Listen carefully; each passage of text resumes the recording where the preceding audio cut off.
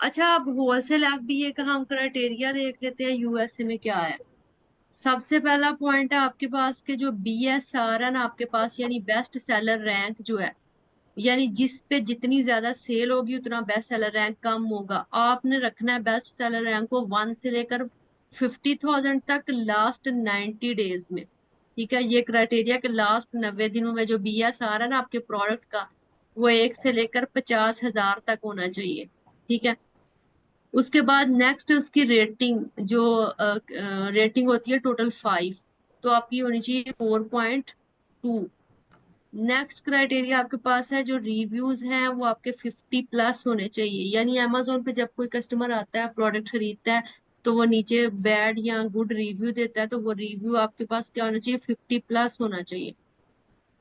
उसके बाद है Amazon less than 35% in the last 90 days. ठीक है, लास्ट 90 डेज में ना अमेजोन जो है वो क्या हो, वो 35% से कम आया हो बार बार प्रोडक्ट के अंदर ना, अमेजोन आउट ऑफ स्टॉक होता हो, फिर आ जाता है, फिर आउट ऑफ स्टॉक, फिर आ जाता है। तो आपने ध्यान रखना है अमेजोन, बल्कि कोशिश करें उस प्रोडक्ट में अमेजोन हो ही ना। उसके बाद नेक्स्ट क्राइटेरिया जी, नंबर ऑफ सेलर, जिस प्रोडक्ट को आपने सेल करना है ना वो 4 से लेकर 25 तक होने चाहिए। कम से कम 4 सेलर हो, ज्यादा से ज्यादा 25 सेलर हो। उसके बाद सेल इक्विटी है। सेल इक्विटी का मतलब है कि जो आपका लास्ट 30 डेज है ना उसमें हर एक सेलर के पास जो सेल है ना वो, मतलब सॉरी, लास्ट जो आपके पास ये सेल है ना हर एक सेलर के पास, वो इस तरह हो कि वो एटलीस्ट 30 पीसीज हर एक सेलर के बिक रहे हों। उसके बाद आपने हैजमेट प्रोडक्ट नहीं लेना, फ्रिजाइल नहीं लेना, ओवरसाइज प्रोडक्ट, इस तरह का कोई प्रोडक्ट नहीं लेना। उसके बाद नेक्स्ट आपके पास है एफबीए सेलर, यानी जो फुलफिलमेंट बाय अमेजोन कर रहे हूँ, यानी आपको जब भी ऑर्डर आता है ना तो पिक पैक एंड शिप जो है ना वो अमेजोन खुद कर रहे हैं। उस तरह के जो सेलर होते हैं ना एफबीए सेलर, जो आपकी लिस्टिंग पे वो कम से कम 2 हूँ। ठीक है, ज्यादा से ज्यादा जितने मर्जी हूँ। पैकेज का वेट, जो आपका प्रोडक्ट है उसका पैकेज वेट जो है ना वो 2 केजी से हमारे पास कम होना चाहिए। उसके बाद नेक्स्ट ये है कि रेवेन्यू आपका जो प्रोडक्ट है ना वो $4,000 प्लस बना रहा हूँ। नेक्स्ट हमारे पास है जी सेलिंग प्राइस, आपने 20 से ज्यादा रखनी है, 20+ सेलिंग प्राइस आपके पास होनी चाहिए।